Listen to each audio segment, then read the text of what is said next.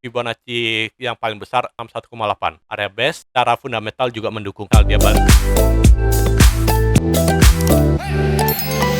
Halo semuanya, selamat datang di channel Analisa Tren. Pada video kali ini, saya akan menganalisa saham SIDO. Sebelum memulai, disclaimer kembali, dan jangan lupa untuk join dan diskusi bersama di channel Discord Analisa Tren. Jika sudah, mari kita mulai. Nah, untuk SIDO, seperti biasa, saya akan mulai analisa dari time frame monthly. Untuk skalanya ini saya pakai skala logaritma. Kita mulai analisa lagi dari Ichimoku. Nah, di Ichimoku, kita bisa lihat Senko Span B-nya flat, A-nya turun, Kijun Sen-nya cenderung flat, Tenkan Sen-nya turun, Chikou-nya di atas candle. Secara keseluruhan ini apa? Ini jelas adalah bullish yang sedang terkoreksi aja. Oke. Nah, sekedar informasi, SIDO udah pernah saya analisa, tapi udah gagal. Kenapa? Karena harga SIDO itu udah tembus dari Kumo Weekly. Oke. Nah, jadi kalau misal analisa sebelumnya masih berlaku, itu kalau dia terpantul di Kumo Weekly. Tapi pada kenyataannya dia tembus dengan impulsif. Berarti udah gagal.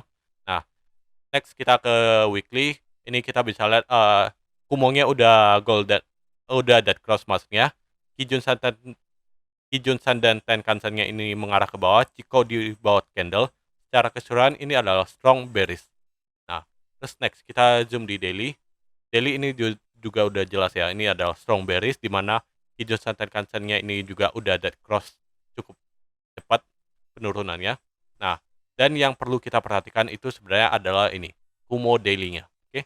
Kenapa di Kumo daily? Karena perlu diingat kalau Kumo-nya itu cukup tipis, artinya apa? Kenaikan atau penurunan dari impulsifnya itu akan diiringi kalau ada dua kemungkinan. Pertama yaitu dia akan retrace cukup dalam baru bisa turun lagi, atau kemungkinan kedua yaitu dia akan retrace dengan sangat lama baru lanjut turun lagi.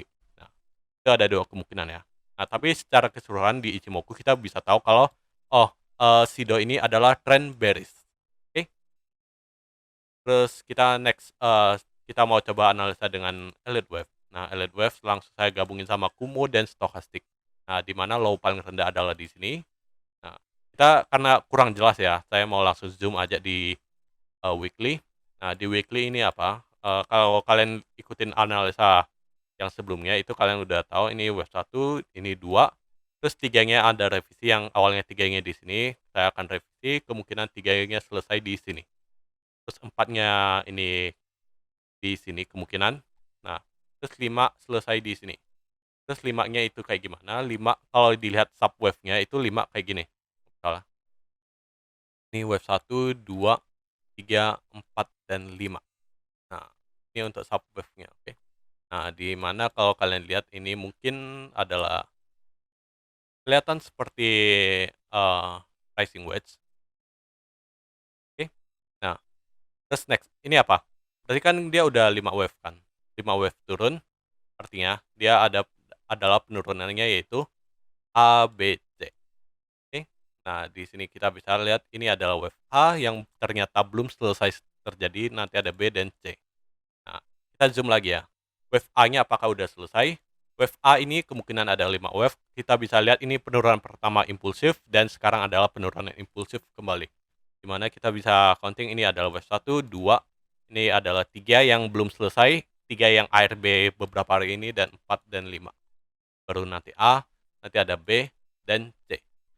Kita coba samain sama Ichimoku. Kalau Ichimoku kita akan lihat, oh ternyata wave A atau akhir dari wave A ini, atau akhir dari ARB SIDO muncul, ini kemungkinan akan selesai di Kumo Weekly, Kumo Monthly maksudnya. Kenapa? Pertama di sini ada strong base, oke? Strong base, dan di sini ada angka psikologi kurang lebih di 600. Nah, area base ada psikologi 600, dan ini ada Kumo Monthly. Jadi ini akan menjadi kemungkinan penurunan wave A. Nanti ada B dan ada C lagi. Nah, terus next, kita udah tahu nih ya. Ini adalah 1, 2, 3, dan 3-nya ternyata belum selesai. Nanti ada 4 dan 5. Yang targetnya itu kemungkinan di kurang lebih plus minus 600 rupiah. Nah, kita lihat momentum.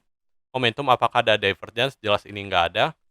Dimana kalau kita zoom ya, kita akan lihat ini kan ini wave 1, 2, 3. Nah, kita akan lihat ini wave 1, ini wave 2, ini 3, nanti ada 4 dan 5. Nah, kapan Sido itu udah boleh cicil? Pertama, kalau kalian mau manfaatin B-nya itu kalian harus tunggu bullish divergence yang nanti akan terjadi di sini dan di sini.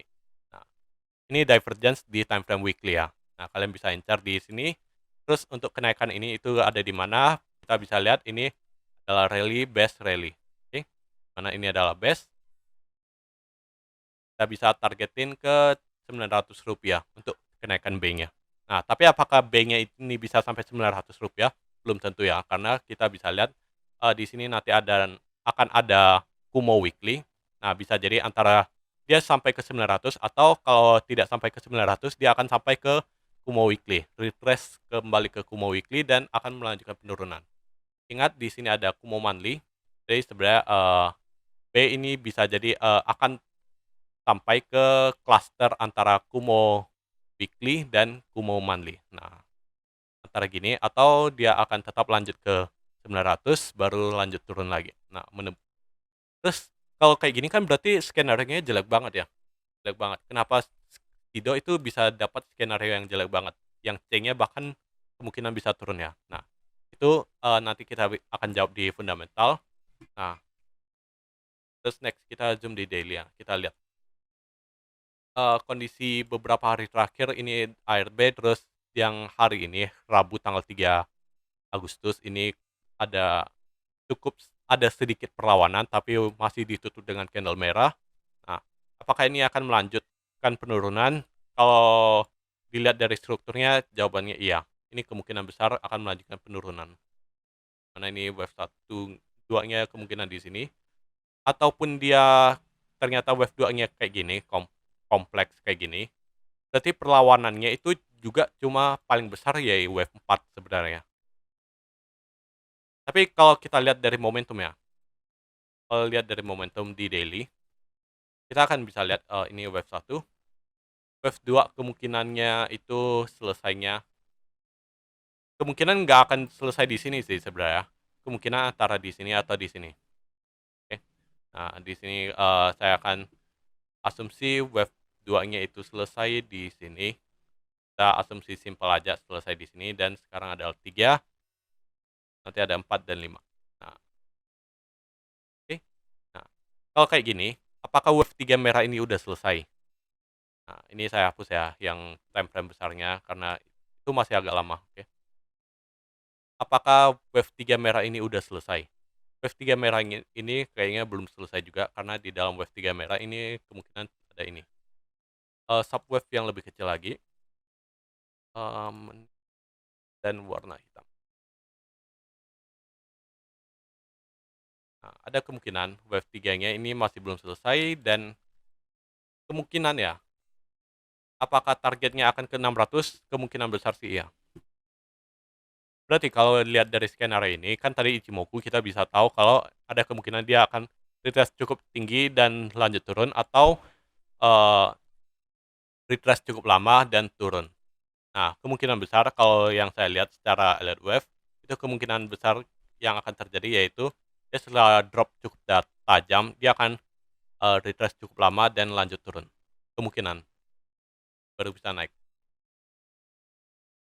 Ini untuk alert wave-nya Sido. Nah, untuk counting di daily saya hapus saja karena biar kita nggak usah terlalu banyak update. Jadi kita akan asumsi penurunan ini sejak 18 Maret itu akan menuju ke Rp600. Apakah Sido bisa sampai ke Rp600? Kita akan cek secara fundamentalnya, oke? Sebelumnya biar rapi ya. Saya mau hapus saja dulu. Ini beberapa kontingan ini saya hapus ya. Biar lebih rapi aja. Nah, pertama kita mau cek masalah di BBV atau ekuitasnya dulu. Ekuitas per quarter saja dan EPS quarter dulu. Gimana? Kalau kita lihat ya, masalahnya itu sebenarnya bukan di ekuitas atau nilai bukunya. Iya, nilai bukunya emang agak flat ya, kayak nggak ada pertumbuhan, tapi masalah utama ada di EPS-nya. Yaitu pertama, quarter pertama 2022 ini udah drop. Nah, Terus ternyata quarter 2 2022 ini drop lebih parah lagi, oke. Yang awalnya di quarter 4 2021 ini ada 13 untuk EPS per lembar sahamnya, dia drop kurang lebih, berapa persen nih, 13 13 drop ke 9. Ini drop 25%. Nah, sekarang 9, ini drop sampai ke 5. Ini drop hampir 50%, oke. Nah, makanya itu ini yang membuat Sido ini bisa jatuh dengan drastis, oke. Nah, terus kalau misalnya dia drop sampai sejauh ini, berarti kan ini emang dong, ini faktor yang memungkinkan untuk dia turun. Nah, terus pertanyaan sekarang yaitu, kenapa kalau dia drop itu bisa drop sampai kencang banget, bisa sampai A, B, C nanti. Nah, pertanyaannya kenapa dia setelah drop, dia mungkin naik dikit dan turun lebih dalam lagi, oke? Nah, pertanyaannya itu kan. Nah, padahal kalau lihat kinerja Sido kan masih cukup bagus kan. Masalahnya itu sebenarnya ada di PBV dan pair-nya. Ini saya langsung gabungin sama Bollinger Band untuk PBV-nya. Ini saya pindahkan. PBV pindah ke panel yang setelah ada di bawah di PB ratio, buka setting.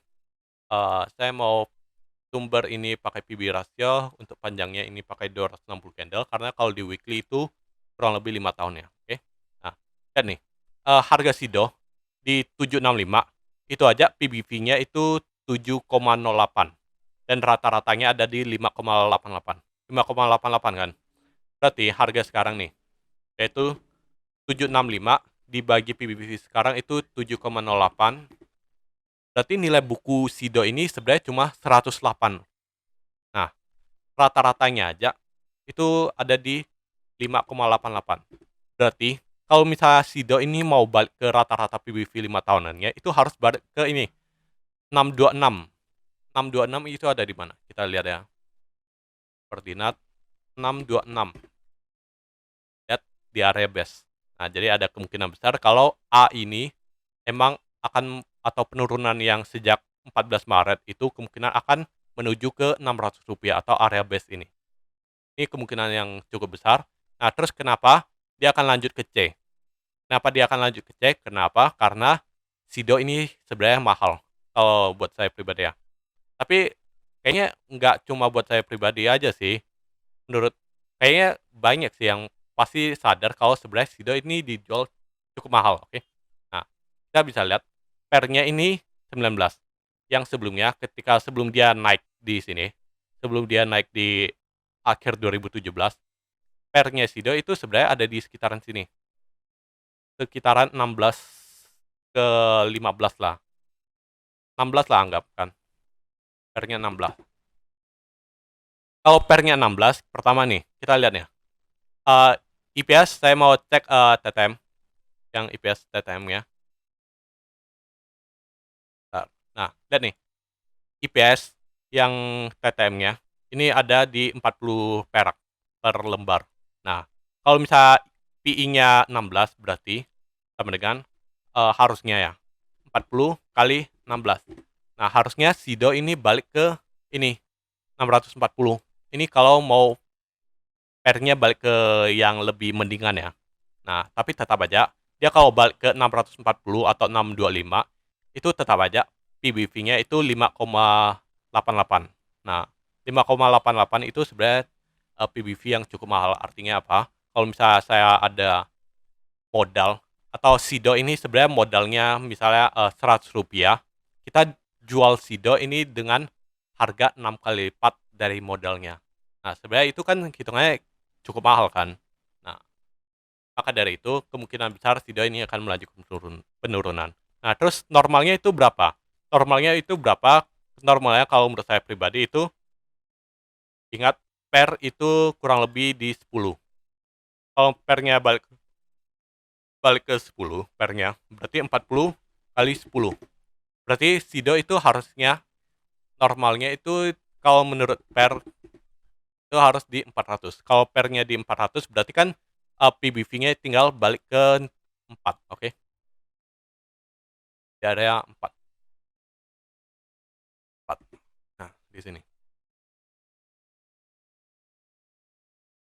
Berarti Sido ini tinggal balik ke area pair atau pairnya kurang lebih 10 dan PBV-nya itu dijual di 4. Nah, apakah ini masih bisa turun? Sebenarnya masih bisa ya, tapi kalau misalnya dia dihargai kurang lebih 400, itu kan kebetulan ini juga adalah area base. Nah, lihat. Nah, jadi sebenarnya Sido kalau buat saya pribadi, dia akan turun. Pertama, ini kan jelas nih, akan turun, turunnya kemana? Ke 600.